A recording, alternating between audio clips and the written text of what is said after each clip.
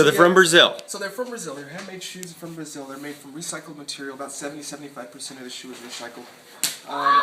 Again, it takes about 2 days to make a pair of shoes, but the compressed time, if you compress it to the actual time spent on a shoe, it's about 2 hours.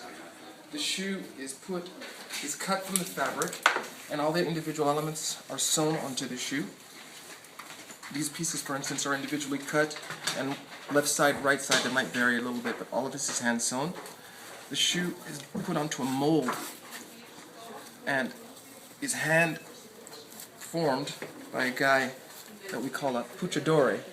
That's one string that's laced into the shoe, and the puchador actually pulls on the mold and pulls the shoe to give it its actual shape. And that's the most difficult process of putting together a shoe, because it's really time consuming and it's actually very physical to make the shoe. Okay. And then afterwards the shoe sole is glued on and the shoe sits overnight. And the next day they take the shoe and stick it into an oven, what we call the oven. It's a conveyor belt that sticks it through heat, which makes the glue melt. And then they stick it into a vacuum tube, a refrigerated vacuum tube called a refrigerator. And the vacuum sucks and pulls the wet glue, the warm glue, to the shoe. And then a day and a half later, 2 days later, you've got a pair of shoes.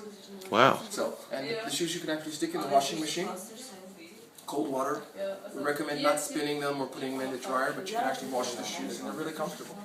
So this is a kaipi. This is the introductory level shoe. And then we have the noite. These shoes are individual. The designer of the shoe goes shopping a couple of 3 times a year, and he will find whatever kind of material he thinks is going to make a cool shoe. And we might have 200 pair or 2,000 pair, but once they're gone forever. Well, who designs the other ones? The same guy designs them all. However, These are the limited ones? Limited edition, yes.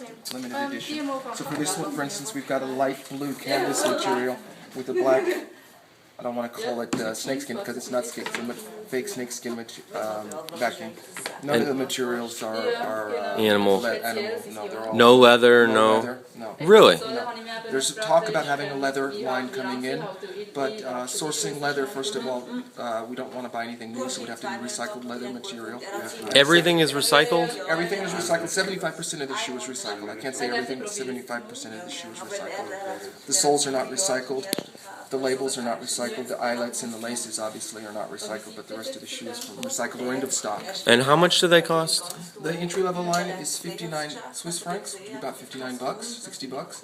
The Kaipi, or the Noite line is $79 or 79 Swiss francs, more or less, and then $99 for the high tops. Okay, and approximately what is, when we come over here, what is the typical salary for a worker who makes these shoes? A typical salary for the worker, what do you mean? And everybody's making these shoes by hand? They're all making their hands. There's a factory, we've got about 130 workers.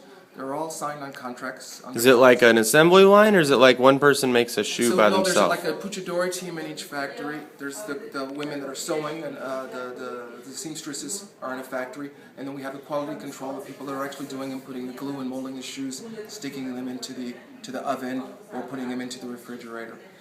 Okay. And all the workers, men and women, or the factory workers, are all adults. They all have contracts.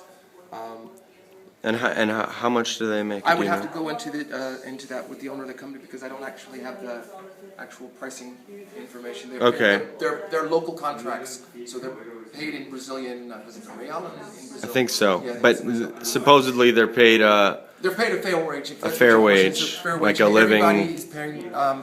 One of the concepts and one of the reasons why I wanted to participate is that the recommended retail price is the same all over Europe. There's 20 shops, and we all sell our shoes for the same price.